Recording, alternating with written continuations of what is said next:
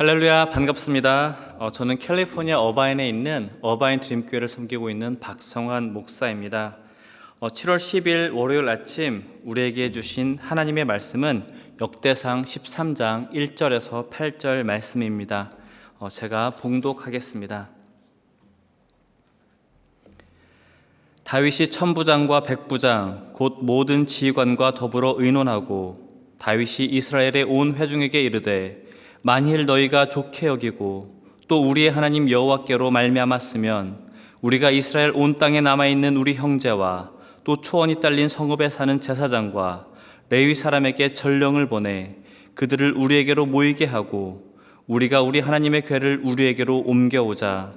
사울의 때에는 우리가 궤 앞에서 묻지 아니하였느니라 하매 뭇 백성의 눈이 이 일을 좋게 여김으로 온 회중이 그대로 행하겠다 한지라.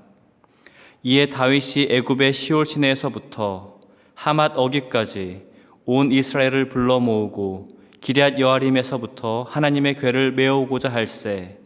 다윗이 온 이스라엘을 거느리고 바알라 곧 유다에 속한 기럇 여아림에 올라가서 여호와 하나님의 궤를 메어오려 하니 이는 여호와께서 두 그룹 사이에 계심으로 그러한 이름으로 일컬음을 받았더라. 하나님의 궤를 새 수레에 싣고 아비나답의 집에서 나오는데 우사와 아히오는 수레를 몰며 다윗과 이스라엘 온 무리는 하나님 앞에서 힘을 다하여 뛰놀며 노래하며 수금과 비파와 소고와 재금과 나팔로 연주하니라. 아멘. 이 시간 함께 기도하시겠습니다. 사랑과 은혜가 많으신 하나님 아버지 감사합니다. 오늘 이 아침을 주님의 말씀을 붙들고 시작하게 하신 은혜를 감사드립니다. 말씀이 육신이 되어 이 땅에 거하며 하나님의 뜻을 이루신 것처럼 오늘 우리에게 주신 주님의 말씀의 능력이 우리 삶 가운데 나타나 주님의 영광을 드러내게 하여 주시옵소서. 이 시간 성령으로 임하여 주시사 전하는 자나 듣는 자 모두에게 동일한 은혜를 허락하여 주옵소서. 감사드리며 우리 주 예수 그리스도의 이름으로 기도드립니다. 아멘. 네, 오늘 말씀은 다윗이 하나님의 언약궤를 다윗성으로 옮겨오려는 이야기를 기록하고 있습니다. 이 사건은 사무엘하 6장 1절에서 11절에서도 다루어지고 있습니다. 오늘 본문 1절에서 8절은 하나님과 이스라엘을 향한 다윗의 진심을 잘 보여주고 있습니다. 비록 사무엘하에 기록된 사건의 순서와는 다르지만 이 역대상의 저자는 다윗이 왕위에 오르고 예루살렘을 되찾은 후에 가장 먼저 행한 일을 하나님의 언약궤를 예루살렘으로 옮기는 일로 기록하고 있습니다. 언약궤는 하나님의 임재하심을 상징합니다. 거기에는 하나님의 거룩하심과 그분의 능력과 영광이 머무릅니다. 따라서 하나님의 언약궤를 자신의 성으로 옮기는 이 다윗의 신앙적인 결단과 행동은 자신과 이스라엘의 진정한 주인은 하나님이심을 고백하고 있는 것입니다. 그리고 이스라엘을 통치하는 데 있어서 하나님의 뜻을 먼저 구하고 하나님의 말씀대로 다스리겠다는 다윗의 결단과 의지이기도 합니다. 또한 이 언약궤는 하나님과 이스라엘의 관계를 상징하고 있습니다. 이 언약궤 안에는 시내산에서 하나님과 이스라엘이 언약을 맺은 증표가 들어있는데 그 증표가 바로 십계명입니다. 따라서 언약궤는 하나님은 이스라엘의 하나님이 되시며 이스라엘은 하나님께서 택하신 백성이라는 그 이스라엘의 정체성을 보여주는 것이 바로 이 언약궤입니다. 하지만 애석하게도 이스라엘의 초대 왕이었던 사울의 통치 시절에는 하나님의 궤가 기럇 여아림에서 20년 동안이나 방치되어 있었습니다. 사울은 이스라엘을 다스리는 데 있어서 하나님께 그 뜻을 묻기보다 신접한 자에게 가서 그 뜻을 묻고 가르침을 청했기 때문입니다. 자신들의 왕이, 자신들의 지도자가 하나님을 찾지 않자 백성들도 언약궤에 무관심해졌습니다.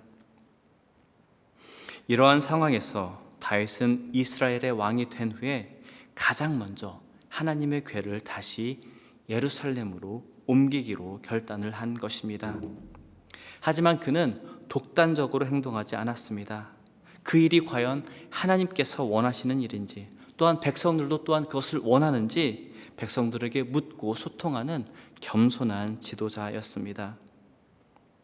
다윗이 이스라엘의 온 회중에게 이르되 만일 너희가 좋게 여기고 또 우리의 하나님 여호와께로 말미암았으면 우리가 이스라엘 온 땅에 남아있는 우리 형제와 또 초원이 딸린 성읍에 사는 제사장과 레위 사람에게 전령을 보내어 우리에게로 모이게 하고. 이러한 이 다윗의 결단은 이스라엘 백성들의 관심을 하나님께로 다시 돌리기에 충분했습니다. 그 당시 사람들의 관심은 온통 젊은 용사 다윗에게로 쏠렸습니다.